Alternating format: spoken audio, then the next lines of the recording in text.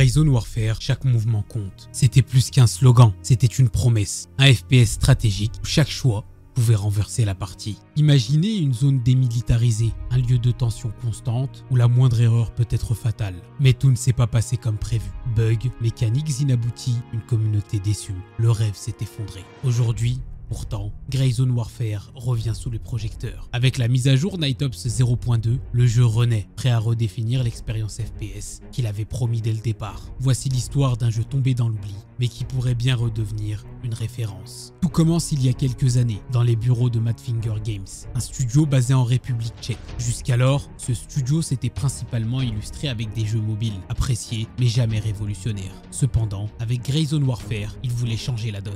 L'idée était simple mais ambitieuse, créer un FPS stratégique, ancré dans une zone démilitarisée, un concept qui tranchait radicalement avec les batailles frénétiques habituelles du genre. Grayzone visait à combiner tension, réflexion et immersion totale dans un monde complexe et impitoyable.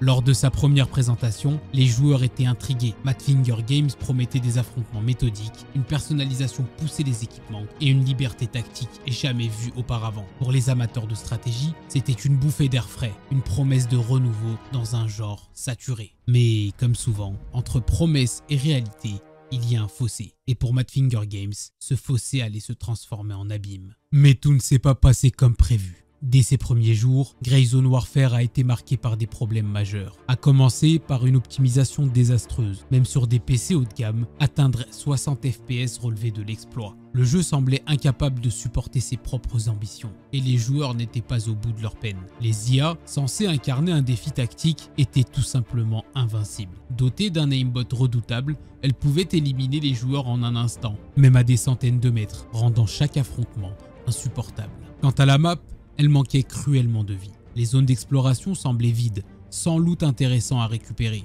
Pour un jeu qui promettait de la stratégie et de l'immersion, ce vide était un véritable coup dur. Les résultats se sont fait ressentir rapidement. En seulement un mois, Grayzone Warfare est passé de 21 000 joueurs actifs en moyenne à moins de 5 000. Les mois suivants, la descente s'est poursuivie, laissant à peine 600 joueurs actifs aujourd'hui. Une perte massive qui reflétait la frustration des joueurs face à une expérience mal optimisée et déséquilibrée. Le coup de grâce est venu des serveurs. Pendant près de 2 mois, le serveur Europe Ouest, normalement prévu pour les joueurs français et européens, était injouable. Les lags incessants ont poussé de nombreux joueurs à abandonner définitivement le jeu. Avec des mécaniques frustrantes, des serveurs défaillants et une communauté en fuite, Grayzone Warfare semblait destiné à rejoindre les projets oubliés. Mais parfois, même dans les situations les plus désespérées, une renaissance est possible. Et puis la lumière au bout du tunnel, Night Ops 0.2. Après des mois de silence et de travail acharné, les développeurs de Grayzone Warfare ont livré une mise à jour qui pourrait bien changer la donne. Cette version ne se contente pas de corriger des erreurs, elle redéfinit presque entièrement l'expérience. La première chose qui frappe, c'est la beauté du cycle jour-nuit. Chaque instant semble capturé dans un tableau vivant, avec des jeux de lumière naturelle qui évoluent au fil du temps. Les ombres se déplacent, les environnements se transforment, et l'immersion est totale. Que ce soit à l'aube avec un lever de soleil éblouissant ou au crépuscule sous une lune éclatante, on a l'impression de redécouvrir ce monde à chaque partie. Ce simple ajout fait bien plus que sublimer l'esthétique. Il renforce aussi la tension et la stratégie. Jouer en pleine nuit, avec une visibilité réduite, pousse à utiliser davantage les outils d'observation et de discrétion, tandis que le jour favorise des approches plus audacieuses. Bref, chaque partie devient une nouvelle expérience. Côté gameplay, Night Ops 0.2 apporte des changements cruciaux. La balistique, autrefois critiquée pour son manque de réalisme, est désormais parfaitement ajustée. Les projectiles ont une trajectoire réaliste et chaque tir doit être réfléchi. Vous sentez la différence dès la première partie. C'est fluide, logique et incroyablement satisfaisant. Parmi les nouvelles armes, j'ai pu tester la MP5. Compacte, précise et bien équilibrée, elle s'intègre parfaitement dans l'arsenal existant. Mais la meilleure nouvelle reste la refonte de l'intelligence artificielle. Autrefois une source constante de frustration, les IA ont été entièrement repensées. Elles restent exigeantes, ne vous laissent aucune marge d'erreur, mais elles ne sont plus absurdes.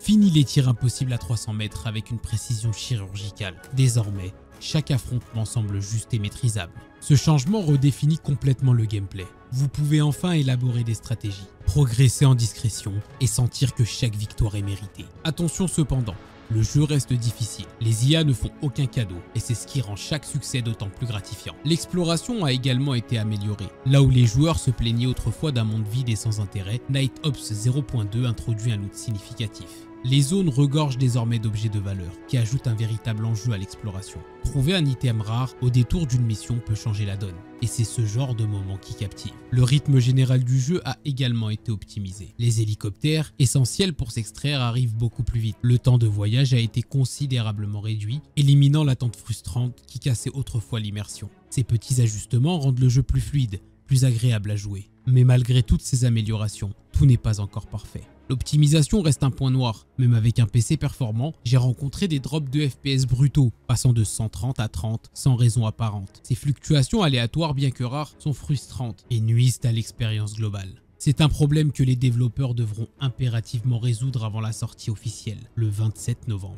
Sans cela, l'impression générale risque d'être entachée malgré les énormes progrès réalisés. Malgré ces quelques imperfections, Night Ops 0.2 est une véritable renaissance pour Grayzone Warfare. Tout ce qui était promis est là, et même plus. Pour la première fois depuis son lancement, on a l'impression de découvrir le jeu que Madfinger Games voulait vraiment nous offrir.